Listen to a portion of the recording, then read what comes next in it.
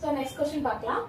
இந்த மாதிரி ஒரு மூணு டயகிராம் கொடுத்துட்டு அந்த டயகிராம்க்குள்ள வேல்யூ கொடுத்துட்டு இந்த லாஸ்ட் வந்து மிட்டுக்குள்ள இருக்கிற வேல்யூ என்ன அப்படின்னு கேட்டிருக்காங்க. இதுமே கேட்ட எல்லா क्वेश्चனை விட இந்த क्वेश्चन கொஞ்சம் டஃபா இருந்தது அப்படின்னு சொல்லலாம். ஏன் அப்படி சொல்றேன்னாக்க ரெண்டு மூணு மேக்ஸ் உள்ள வர்ற மாதிரி கொடுத்து அதுல இருந்து பிளஸ் மைனஸ் சப்ராக்ட் டிவிஷன் எல்லாமே இதுக்குள்ள வர மாதிரி இருந்தது.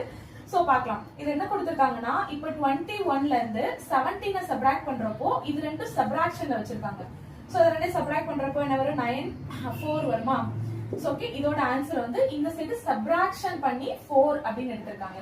சோ இந்த சைடு ரெண்டு சைடு அடிஷன் பண்ணிருக்காங்க. 7 5 ஆர் அப்படின்றப்ப 12 அத டிவைடட் பை 2 பண்ணிருக்காங்க. இது ரெண்டையும் அடிச்சோம் டிவைடட் பை 2 அப்படினாக்க இத டிவைட் பண்ணோம்னா 6 இந்த வருது இல்லையா. இந்த 6ஐயும் நம்ம இங்க சப்ராக்ட் பண்ணி வச்சிருக்கோம்ல 4 அத ரெண்டையும் மல்டிபிள் பண்றப்ப 24 அதுதான் இந்த மிட்ல வர மாதிரி கொடுத்திருக்கான்.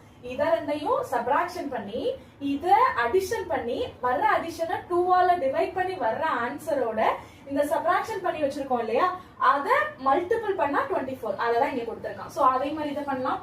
28 25 சப்ராக்ட் பண்ணா 3 ஓகேவா.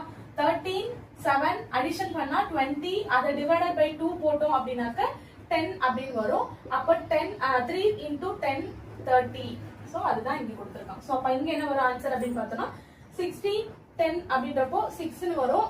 இங்க 8 2 அப்படின்றப்ப 10 அத டிவைடட் பை 2 ல போட்டோம்னா 5 அப்படின்னு வரும். அப்ப 6 5 2 30 அப்ப ஆன்சர் இங்க 30 அப்படியா தான் இருந்திருக்கும். Thank you.